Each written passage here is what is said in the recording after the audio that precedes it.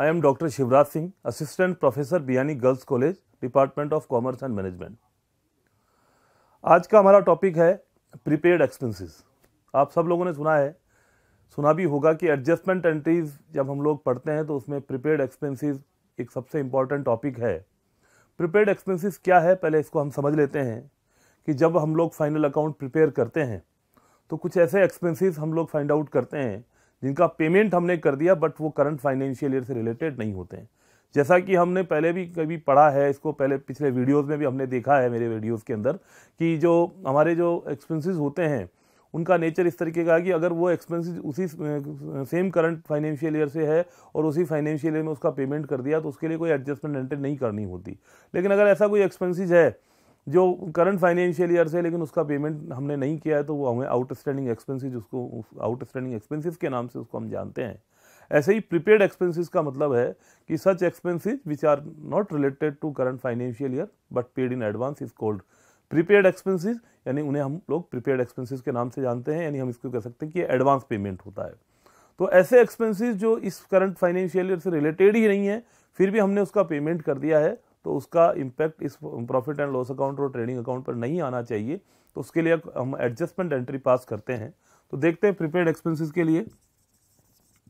Prepaid expenses के नाम से ही पता है कि ये प्रीपेड है, यानी पहले ही उसका पेमेंट आपने कर दिया है लेकिन वो इस फाइनेंशियल ईयर से रिलेटेड नहीं है। इसके लिए जो एडजस्टमेंट एंट्री पास की जाती है वो एंट्री होती है prepaid expenses account debit to expenses account. यानी आपने पेमेंट कर दिया, आपको सेवाएं लेना बाकी है। ऐसे एक्सपेंसेस के लिए जो एडजस्टमेंट एंट्री पास की जाती है वो होती है prepaid expenses account debit to expenses account. और इसका जो फाइनल अकाउंट्स पे जो इम्पैक्ट होता है, क्योंकि prepaid expenses account personal account होता है, डेबिट बैलेंस है, और जिन भी पर्सनल अकाउंट का डेबिट बैलेंस होता है उन्हें बैलेंस शीट के एसेट साइड में शो करते हैं। ये करंट असेट्स में शो किया जाता है बैलेंस शीट के एसेट साइड में। एक्सपेंसेस अकाउंट को हमने क्रेडिट किया है, एक्सपेंसेस अकाउंट का नेचर डेबिट बैलेंस होता है। अगर हमने इसको क्रेडिट किया तो इसका मतलब हमको डिडक्शन करना होगा कंसर्न एक्सपेंसेस अकाउंट के अंदर। ये एडजस्टमेंट एंट्री हमेशा at the end of the financial year की जाएगी। जैसा कि हमने पहले भी डिस्कस किया है कि एडजस्टमेंट एंट्रीज जो भी की जाती है वो at the end of the financial year की जाती है। और इस एडजस्टमेंट एंट्री का फर्क अगले साल पर नहीं हो इसके लिए हम लोग इसकी एक रिवर्स एंट्री भी करते हैं, जो एंट्री इसकी ठीक उल्टी एंट्री होती है, रिवर्स एंट्री होती है expenses account debit to prepaid expenses account. और ये हमेशा अगले साल की पहली तारीख को की जाती है, first day of next financial year. हम इसे भी एक एग्जांपल से समझ सकते हैं। मान लीजिए 2016 से रिलेटेड आपको कुछ इन्फॉर्मेशन दी हुई है कि आपने जो रेंट का पेमेंट कर रखा है वो मान लीजिए आपने 1 जुलाई को उसका पेमेंट किया। रेंट पेमेंट जो है वो 1 जुलाई को है आपका, और वो आपने पेमेंट कर दिया फॉर 1 ईयर, और वो पेमेंट आपका था 24,000 रुपीज़ का। ये 1 साल के लिए आपने इसका पेमेंट कर दिया 24,000 रुपये का। और आपका जो फाइनल अकाउंट जिस डेट को आप बनाते हैं वो है 31 दिसंबर 2016, यानी आप 31 दिसंबर को अपने फाइनल अकाउंट बनाते हैं, फाइनेंशियल स्टेटमेंट्स बनाते हैं। तो 31 दिसंबर 2016 को आपने फाइनेंशियल स्टेटमेंट आपका बनाया और 1 जुलाई 2016 को आपने रेंट का पेमेंट किया फॉर 1 ईयर 24,000। तो इस साल से रिलेटेड तो केवल आपका, यानी हम ये कह सकते हैं कि जो 24,000 रुपीज़ का जो रेंट है वो 6 मंथ तो करंट है और 6 मंथ जो है आपका वो नेक्स्ट है, यानी 12,000 करंट फाइनेंशियल ईयर यानी 2016 से रिलेटेड है, और 12,000 आपका अगले फाइनेंशियल ईयर यानी 2017 से रिलेटेड है। क्योंकि हम जो फाइनेंशियल स्टेटमेंट बना रहे हैं वो 31 दिसंबर 2016 को बना रहे हैं, यानी हम 2016 का बना रहे हैं। तो हमारे जो फाइनल अकाउंट्स है, यानी जो रेंट जो कि इनडायरेक्ट एक्सपेंसेस होता है उसका impact profit and loss account पे होता है, या रेंट का जो लेजर होता है वो प्रॉफिट एंड लॉस अकाउंट से बंद होता है। तो प्रॉफिट एंड लॉस अकाउंट में एज ए एक्सपेंसिस 12,000 रुपये ही ट्रांसफर होने चाहिए, जबकि हमने पेमेंट कर रखा 24,000। तो उसके लिए हमको एक एडजस्टमेंट एंट्री पास करनी होगी, और हमारा जो लेजर है उस पर क्या इम्पैक्ट होगा, फाइनल अकाउंट्स में उसको कैसे शो किया जाएगा, वो हम इस एग्जांपल से समझ सकते हैं। हम एक अकाउंट ओपन करते हैं, रेंट अकाउंट। इसमें लिखा हमने कि to balance as per trial balance, और ये हमने लिखा 24,000।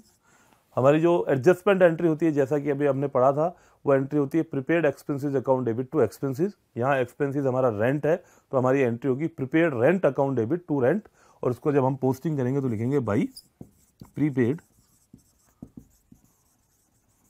रेंट अकाउंट 12,000, क्योंकि 12,000 रुपीज़ 2017 से रिलेटेड है, और ऐसा एक्सपेंसिव जो हमने एडवांस में पेमेंट कर दिया है उसका अमाउंट जो है हमने लिख दिया एडजस्टमेंट एंट्री में by prepaid rent account.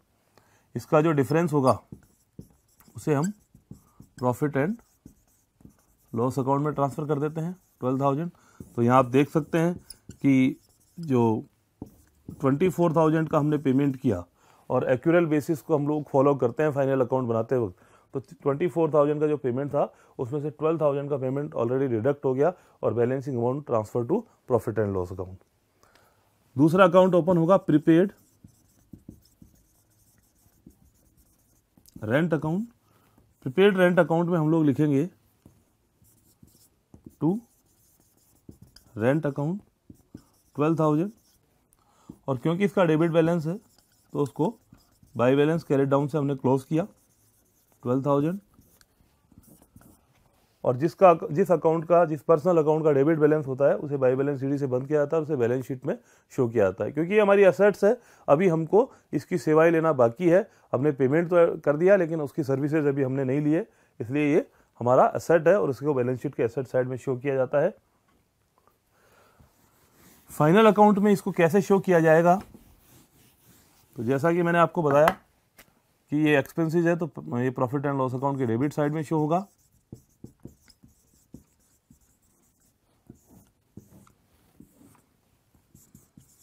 To rent account सीधा लिख सकते हैं आप 12,000, या फिर आप इसको यूं भी शो कर सकते हैं टू रेंट 24,000 इनर कॉलम में, लेस प्रीपेड, जो प्रीपेड आपका है वो 12,000, तो नेट अमाउंट 12,000 आप आउटर कॉलम में शो कर सकते हैं। जब आप लोग बैलेंस शीट प्रिपेयर करते हैं